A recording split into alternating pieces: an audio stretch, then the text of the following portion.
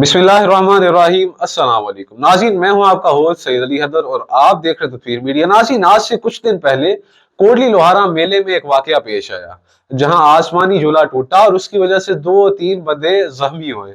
मौके की मुनासिबत से मेले को तो फटाफट बंद करवाया गया और बंदों को भी हस्पताल मुंतकिल किया गया। नाज़रीन, मेले के दौरान पेश आने वाला ये हादसा हमें ये सोचने पर मजबूर करता है कि आखिर हम कब तक सेफ्टी को संजीदगी से नहीं लेंगे।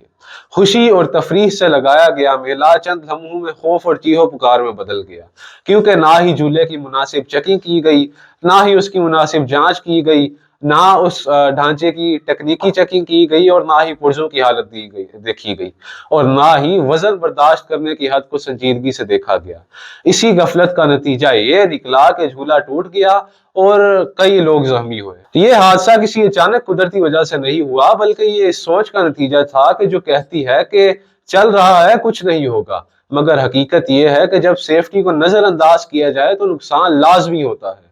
वाकये के बाद मेला बंद कर देना एक दुरुस्त कदम था, लेकिन यहाँ पर सवाल ये है कि ये कदम पहले क्यों ना उठाया गया। सेफ्टी वो अमल नहीं जो हादसे के बाद याद आए, बल्कि वो जिम्मेदारी है जो हर सरगर्मी से पहले पूरी की जाती है और पूरी होनी चाहिए। अवामी मुकामात पर लगे झूले, मशीनें और दीगर तफरीही सरगर्मियां तभी महफूज होती हैं जब उनकी बाकायदा इंस्पेक्शन हो, चेकिंग हो और वाजिया कवायद और तरबियत याफ्ता अमला मौजूद हो, वरना तफरीह चंद लम्हों में अलमिया बन जाती है और उसकी कीमत आम लोग अदा करते रहते हैं। अगर हम वाकई ऐसे हादसा रोकना चाहते हैं तो हमें लापरवाही की सोच छोड़कर सेफ्टी को पहली तरजीह बनाना होगा, क्योंकि सेफ्टी लाजमी चीज है। यह वीडियो इल्जाम लगाने के लिए नहीं थी, बल्कि आगाही के लिए थी, क्योंकि अफसोस हादसे के बाद होता है, जब नुकसान वगैरह हो जाता है, जब जानें चली जाती हैं, मगर सेफ्टी अपनाने से हादसा ही नहीं होते।